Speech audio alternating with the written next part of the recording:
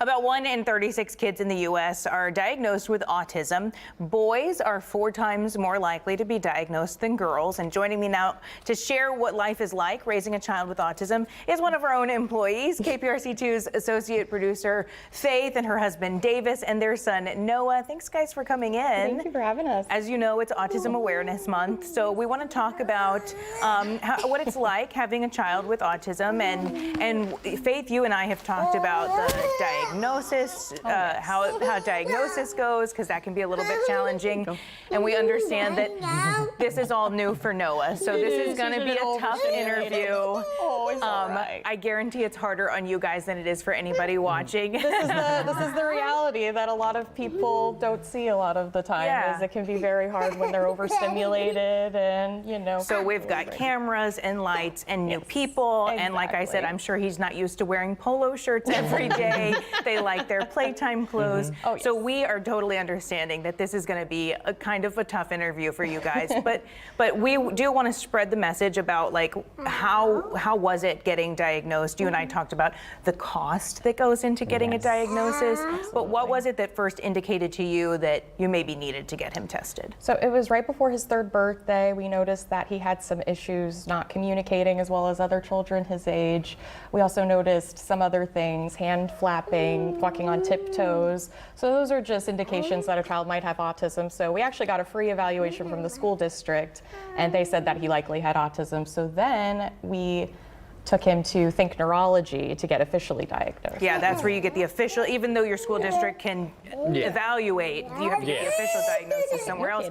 And then that helped you start ABA therapy, right, Davis? Yeah, exactly. And was that your goal, to try to get him into a therapy? Yeah, we had already had the insurance sign off on ABA therapy, but the goal of going to Think Neurology and places like that is to get a brain activity scan, and so that they can actually track what's going on and kind of what help he might need. Yeah, okay, so that seems to help him a little bit better. How has the ABA therapy been going for you guys? It's been going well.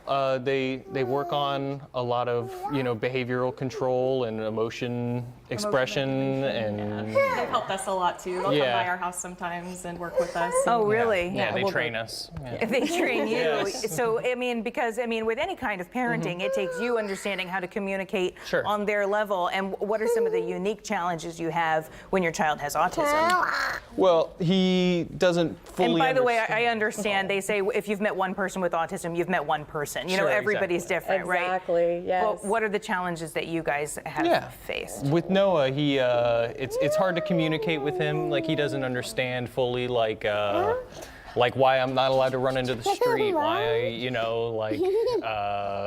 am I not allowed to do it's time to go home from doing a fun thing. Why is that why isn't it fun thing all the time? So, and because we can't really communicate with him, it's just, to him, it's a mystery and frustrating, and so. So transitions are hard. Yeah. Very and hard. Also explaining why something might be dangerous or just socially unacceptable. He's only interested in having fun and doing what he wants to do. Exactly, yeah, so that's a problem too, because sometimes what he wants to do is not what's allowed, and other parents can sometimes be a little frustrated by that, which is totally understandable. It frustrates me as well. But the main reason why I wanted to do this interview was just to let other parents know, to show more patience and understanding with kids with autism. Noah, can you see yourself? Noah, look. Can you see yourself?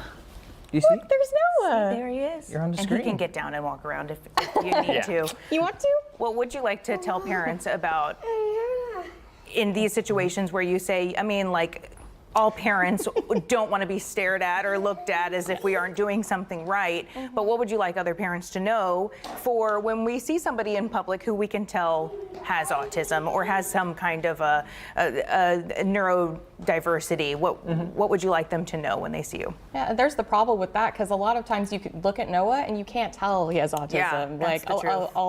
People will say, what's going on? And I'll explain, he has autism. And a lot of the time when you explain that, people will say, oh, I'm so sorry, I didn't know. And, if he needs to be in this area where he's not supposed to be, it's okay. But other times they'll just kind of stare at you, which Davis doesn't care anything about that. Good for you. But for you. for me, I'm just kind of like, I don't want you guys to judge him or judge me. But I just want people to show more patience and understanding with kids like Noah. Papa has a lot of patience, and luckily we brought Papa today. We one brought of his Papa. favorite people. Hey Noah, we're about to have to say bye-bye. You want to take a look at yourself? Say bye-bye to the Can you say camera. bye-bye? Bye-bye, He's saying it sweetheart. to He's you. saying it to me. It was so great having you, Noah, and we do have to wrap up, you guys, but just what do you want people to know as we're wrapping up Autism Just have Awareness Month? patience. Yeah, and if you're a fellow autism parent, there are a lot of resources available to you. Autism Speaks has worked with us, and they're wonderful. And you're not alone. There are lots of us out there. We see you, and we understand what you're going through. Thank you so much. And I actually think this is really helpful for people to see how we're doing an interview. I've done these interviews before that were highly edited, and it doesn't really show the reality of it.